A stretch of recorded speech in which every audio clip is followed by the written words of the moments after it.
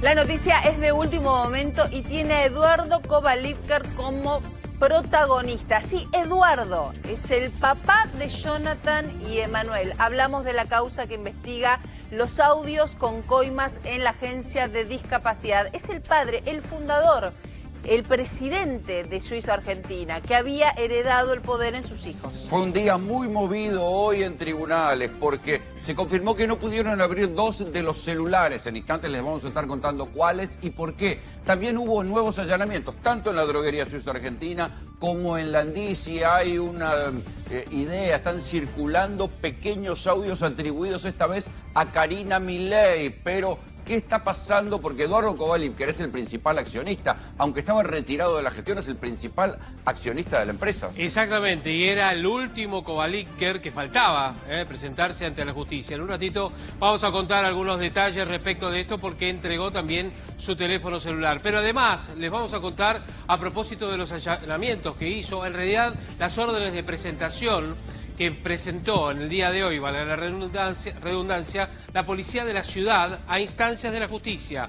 La policía de la ciudad volvió a estos lugares donde están viendo ustedes. Recuerden que ya habían presentado, el jueves. Habían ido, digamos, a buscar alguna documentación. Ahora volvieron a buscar, supongo que algo más preciso. Todo lo que es justamente el suplemento tecnológico, es decir, todo el material que hay acumulado en los servidores de cada una de las dependencias, incluyendo la droguería Suizo Argentina. Y se da la paradoja que en la Agencia Nacional de Discapacidad es el lugar donde hay colas de mucha gente que están protestando porque les quitaron las pensiones. ¿Y por qué les quitaron las pensiones? Porque muchos de ellos no recibieron las cartas documentos. Son imágenes penosas de gente sin un ojo, sin un brazo, que van a decir, no entiendo por qué fui al cajero automático y no tengo mi pensión acreditada. Cuando van a la agencia de discapacidad le dicen, usted ya no tiene la pensión. ¿Pero cómo? Si yo sigo siendo un discapacitado. Pero usted no se presentó a la auditoría. Y a partir de ahí tienen que iniciar otro trámite para revalidar la pensión. 500.000 pensiones. Esto fue lo que dijo el jefe de gabinete, Guillermo Franco, dijo que había 500.000 pensiones listas para dar de baja. ¿Son todas pensiones truchas? No. Las pensiones truchas se calculan, las que descubrieron, en alrededor de 15.000. Pero ¿qué sucede? Las otras 500.000 o 450 y pico de miles son pensiones que no contestaron las cartas y por eso hay tanta gente en la Agencia Nacional de Discapacidad protestando. Vamos a empezar a repasar qué ocurrió hoy en la causa, porque esta causa es importantísima. Lo primero, nuevos allanamientos. Buscan aparatos, buscan tecnología, buscan comprobar los contratos entre la Agencia Nacional de Discapacidad y la Suizo Argentina. Pues esos son los allanamientos que tuvieron que ver con retirar incluso tecnología. Toda clase de información que pueda llegar a estar en soporte tecnológico, en computadoras o en papeles. Si está en computadoras, la orden es que se haga una extracción, una copia de esos de los discos de las computadoras para llevar a tribunales. Desde el móvil informaban que hubo una situación medio particular, que una persona se acercó a traer 2 discos rígidos, los dejaron pasar, o sea, rara la situación, que se dio no en la agencia sino en la Suizo. En la Suizo puede ser o personal de policía que tenga los discos para hacer la copia de la información que necesitaban llevarse eventualmente. Hoy los procedimientos eran en 3 sedes de Andis y en la droguería Suizo Argentina nuevamente. No es la primera vez que la policía de la ciudad, por orden de la justicia, va a estos lugares. Ahí hay un dato que sucedió temprano también, es que Diego Españolo se presentó con 2 abogados. Sí. ¿Y por qué se presenta Diego Españolo con 2 abogados? Lo que trascendió es que él hizo una lectura de 2 elementos. Primero, el presidente Javier Milei en un acto dijo, lo vamos a llevar a la justicia Españolo porque mintió. Y también trascendió entre ayer y hoy los resultados de una auditoría express que hizo el Ministerio de Salud en la propia Agencia Nacional de Discapacidad, donde detectaron, dicen, sobreprecios del 28%. Españolo sumó 2 más 2 y dijo, si ya detectaron los sobreprecios y yo puse la firma, me van a imputar a mí. Y así fue que se presentó hoy a la justicia. Se presentó a la justicia y fue exactamente después de estas 2 informaciones. Una semana después del inicio de la causa, Españolo se presenta y se da de manera contemporánea con esto que estás diciendo, Rolo. Eso llamó la atención. Digamos, en el análisis de la estrategia, eso está puesto arriba de la mesa. Españolo no tenía obligación de presentarse, sin embargo, lo hizo también puede hacerlo. Lo único que hizo fue designar abogados. Si esto siguiera adelante, si se comprobara este 28% de sobreprecios, ¿él se podría presentar como arrepentido? Si él cometió un delito, Sí, puede... si hay un sobreprecio. Y además, si no lo denunció, está a 10 minutos de que lo imputen. En los audios, vos viste que él siempre marca que había un delito que él no cometía, que lo cometían otros, que estaba la gente que puso Lule Menem, que era Lule Menem con Karina Milei, la que cobraba en ese 8% que había aumentado de la gestión anterior, como que Spagnuolo se mantiene por fuera. Pero es cierto. Te quiero hacer una pregunta a nivel judicial. Sí. ¿Es lo mismo los audios que trascendieron y se viralizaron, pero que la justicia, al no haberlos podido encontrar en su teléfono, pesan como prueba? Parte de todos esos audios los aportó el colega Mauro Federico, que ayer declaró como testigo en la causa, que fue quien los reveló en su streaming. Bien. Llevó, tengo entendido, 50 audios que aportó en la causa. El expediente y la investigación no se inicia con los audios, claro, teniendo la justicia los audios. Se inicia... Los audios funcionan como un llamador, como si fuera una declaración pública que no existió. Se inicia con la denuncia. Claro, pero vamos ya mismo a la sede del Andís. Marcelo Padovani está ahí. ¿Qué está pasando? Acaba de terminar el allanamiento, Roló. Aparentemente aquí salieron 7 policías de la sede de la Agencia Nacional de Discapacidad. Después de 6 horas de allanamiento, se retira la policía de la ciudad, ¿no? Tenemos que aclarar esto también. Policía de la ciudad ha retirado algunos elementos.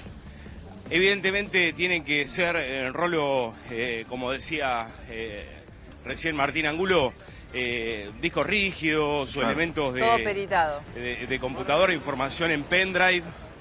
A ver, aquí se abre el baúl. Estamos sobre Hipólito Yrigoyen, 1447, que es el lugar donde estuvieron 6 horas los policías. Esto tiene que ver con... ¿Con qué tiene que ver? Bueno, es un segundo allanamiento, ¿no? Porque la semana pasada hubo otro, pero evidentemente el juez tuvo más información para realizar otro allanamiento a partir de los sobreprecios, ¿no? Que decíamos, en el transcurso de la semana nos enterábamos de sobreprecios de 27% en medicamentos contra el cáncer, por ejemplo, ¿no? Bueno, allí se retiran entonces 7 policías y 2 funcionarios del juzgado de Casanelo. Hay que decir que estos allanamientos se dan cuando Spagnuolo empieza a preocuparse. ¿Por qué se preocupa Spagnuolo?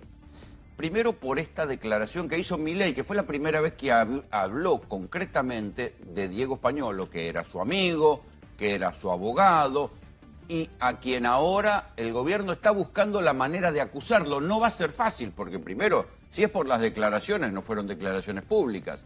Y en todo caso, lo que están revisando es qué pasó en esa auditoría.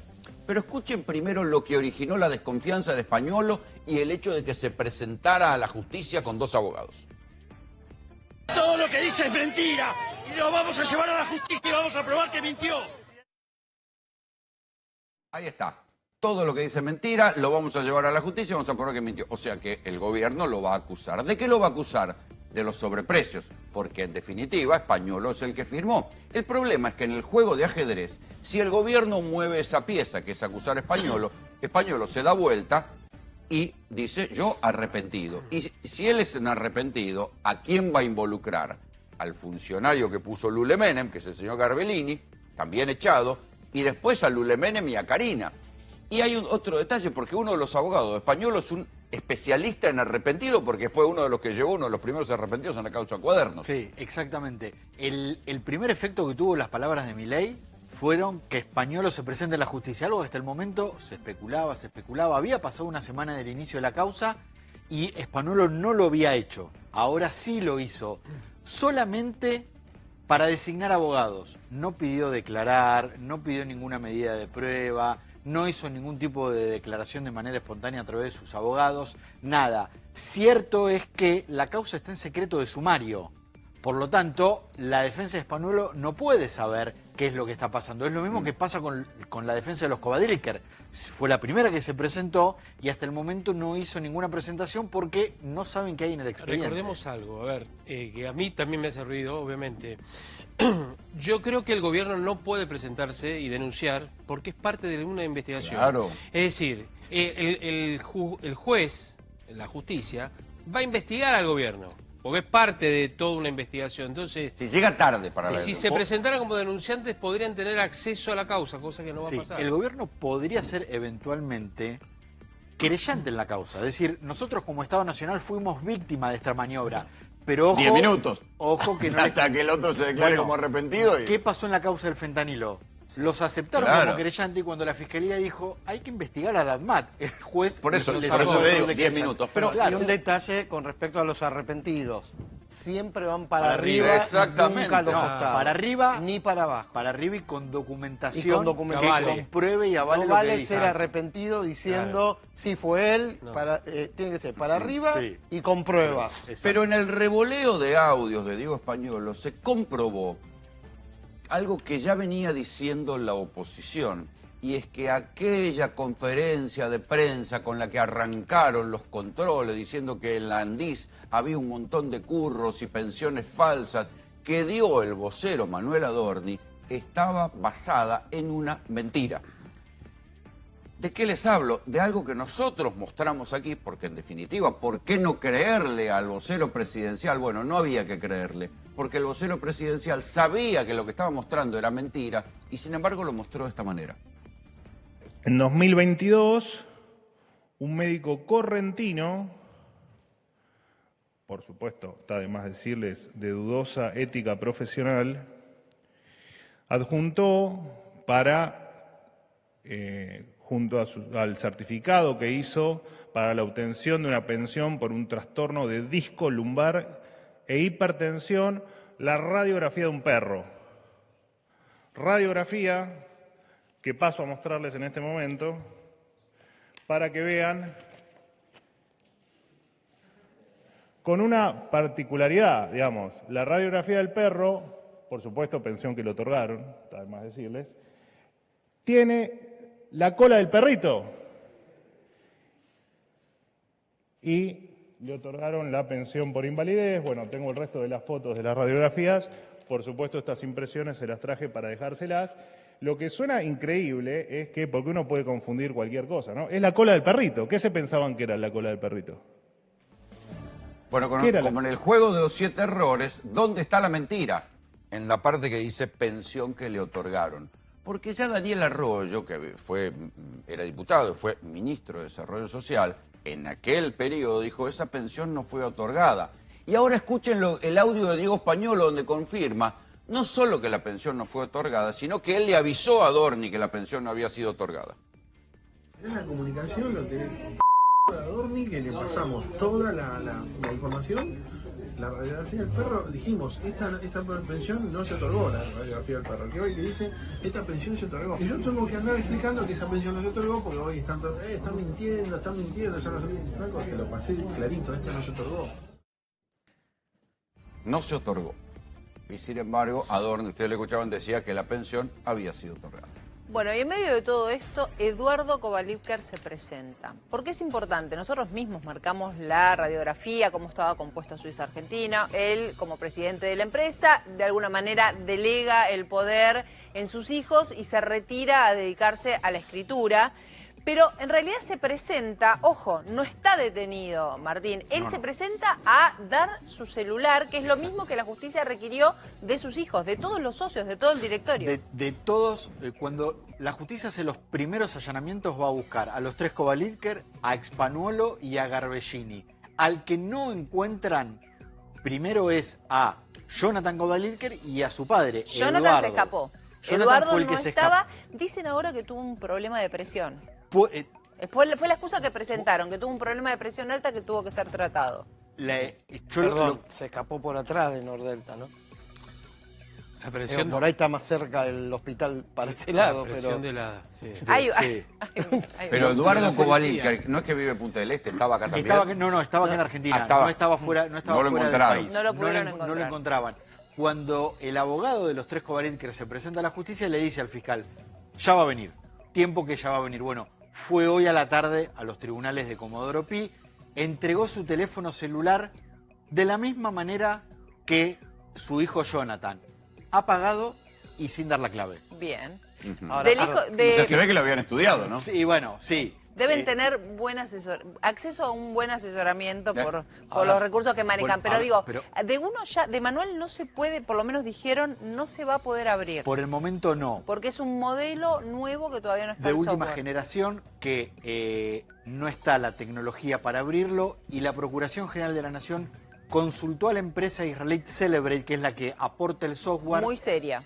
Sí, que trabaja con muchos organismos del Estado, y le dijo que no tienen por el momento una tecnología actualizada para poder abrirlo. Por el momento, hay que ver en cuánto tiempo desarrollan esa tecnología, lo que en principio para los Kodaliker es una buena noticia. Ahora, por la información que se maneja dentro del negocio de las droguerías, Eduardo Kodaliker hace 20 años que no tiene responsabilidad directa sobre la droguería, y fundamentalmente no es el responsable de la apertura del negocio de venderle insumos y medicamentos al Estado. No fue en su gestión. No fue en su gestión, sino la gestión que él traslada a sus Bien, hijos. pero si hay Jonathan. una acusación penal, a él le cae porque es el principal accionista mayoritario. Con el 65%. En los hechos no decidió, pero es el responsable Sí, penal. por ser el accionista lo van a buscar por eso. Dentro de la investigación que tenía la policía, la justicia en realidad, él figura como presidente. Sí, sí, Claro que lo es. Entonces, y dueño, porque tiene el 65%. Por eso es lo que acabo de decir. Porque además, de las acciones. si todo el esquema, como se ve y se sospecha, es que hubo sobreprecios, él se habría beneficiado de esos sobreprecios. Exactamente. Obvio. Sí, sí. Sí, Y obvio. otro punto, que acá me entra una duda. La droguería publica, creo que el miércoles, ¿no?, un comunicado donde dice que se pone a disposición de la justicia y reitero el tema del código de ética. No abrir los celulares, ¿es ponerse a disposición de la justicia o trabarla? Desde un punto de vista ético... Los abogados sí, te lo discutirían hasta el fin del mundo. Pero perdón, la propia droguería dice, Pero- yo me pongo a disposición y todo lo que necesite la justicia, estoy a disposición. Pero el celular te lo entrego Te lo cerrado. pongo, te sumo un dato a esto. Cuando vinieron los allanamientos, a Emanuel lo encontraron adentro del auto. A Jonathan no lo encontraron y Eduardo no se presentó. O sea que si queremos pensar de que no se ponen a disposición de la justicia, ya nos podemos Lo que agarrar pasa de es que eso. por el beneficio de la duda, vos no estás obligado a declarar contra vos mismo. Entonces, ustedes importa. quieren mi teléfono y creen que yo soy culpable, ven, tomen. Problema de ustedes. Acá está el teléfono, cargado. Pero háblanlo ustedes. Bueno, pero mientras tanto, mientras este escándalo crece, ¿y cuál es siempre hay que volver al origen de cuál es el verdadero volumen y voltaje de este escándalo? Que mientras se le negaban pensiones a los discapacitados, mientras se le negaban, y se le siguen negando, aumentos a los terapeutas de los discapacitados, había sobreprecios en los medicamentos y había coimas pagadas para hacer esos sobreprecios. Mientras tanto, yo les contaba recién que en la puerta del Andís va la gente a pedir que le devuelvan las pensiones que le sacaron. Usted me ve mi condición, cómo estoy. Sí, veo que está. Sí, tengo 4 cirugías del corazón. ¿Qué problema tiene usted? Me estoy quedando ciego, el ojo derecho lo perdí, el izquierdo ya casi no veo. O sea que un tiempo más, porque encima es miopía magna. Yo tengo el problema del corazón, pero bueno, ya me hicieron hace 2 años que estoy acá. Sin previo aviso me cortaron la pensión ¿Cuándo se la cortaron? y este mes no cobré. ¿Cuánto cobras? 200 y... no me acuerdo cuándo. Yo vivo en Tigre, hay algunas dificultades allá porque no aceptan el certificado médico obligatorio, porque dicen que es municipal, debería ser nacional o provincial, pero nadie te sabe decir quién. ¿Y usted recibe una pensión o recibía? No tengo tiene. nada. Nada. Todo lo que tenía lo vendí cuando pude, no tengo más nada. No tengo computador, no tengo televisor LED, no tengo nada. ¿Y qué le dijeron hoy cuando vino? Que tengo que traer toda la documentación actualizada para que no me corten del todo, como si fuera que es fácil conseguir turno, y yo no puedo ir a un particular si no tengo plata. Y allá en Pacheco, el que tenés, hace 6 meses que estoy, porque dan 4 o 5 turnos. La vez que me tocó no estaba la médica, así que volvés y por ese certificado que los tengo, pero son municipales, que no lo aceptan. Espere, básicamente, que venga cada 2 meses para ver cómo va el trámite.